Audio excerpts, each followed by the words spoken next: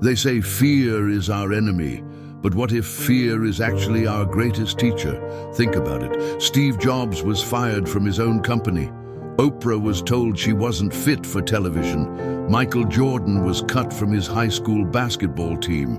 Yet every one of them turned their greatest fall into their greatest rise. So here's a strange question.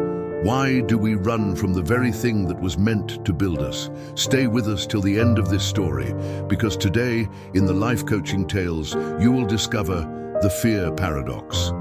Why falling down might just be the only way to rise higher.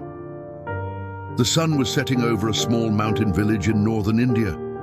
The air smelled of pine and rain. A young man named Arjun, 25 years old, sat by a quiet stream, throwing stones into the water.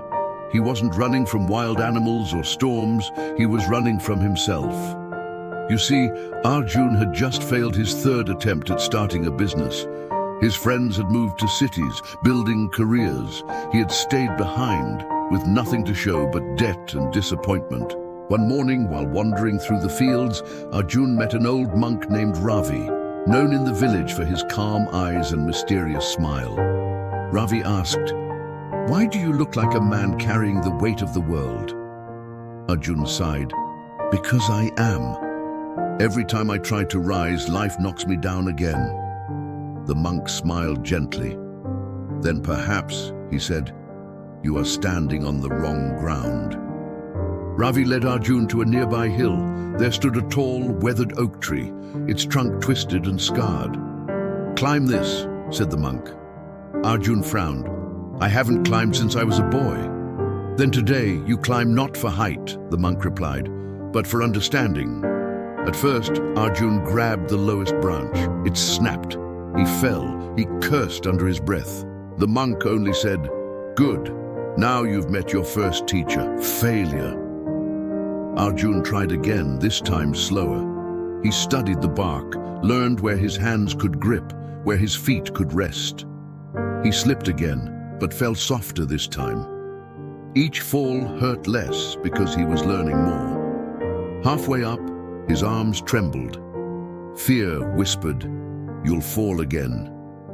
He wanted to stop, but then he remembered the monk's eyes, calm, unshaken. He whispered to himself, maybe fear isn't the wall. Maybe it's the gate. So he climbed again, one branch at a time, using everything he had learned from his falls. Finally, panting, scratched and trembling, Arjun reached the top.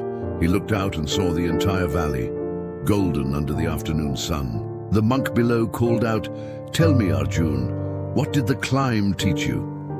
Arjun laughed softly through the wind. "It taught me that fear wasn't trying to stop me. It was testing me to see if I truly wanted to rise." The monk nodded. "Exactly. Fear is not your enemy. It is your invitation to grow. Each fall brings you closer to your own strength." That day changed Arjun.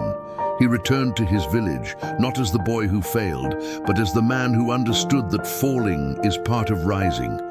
He rebuilt his business, slowly, patiently, and when fear came knocking, he smiled.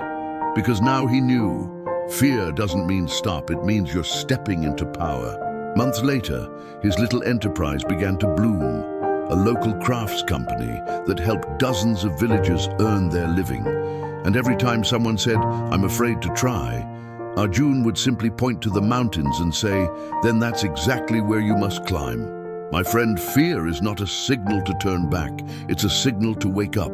Every fall, every failure, every trembling step is proof that you're still in the game. Remember this line, you can't rise higher without first meeting the ground. So next time fear whispers, don't run, listen, learn, climb. If this story touched you, give it a like, share it with someone who's afraid to try, and tell us in the comments. What's your mountain right now?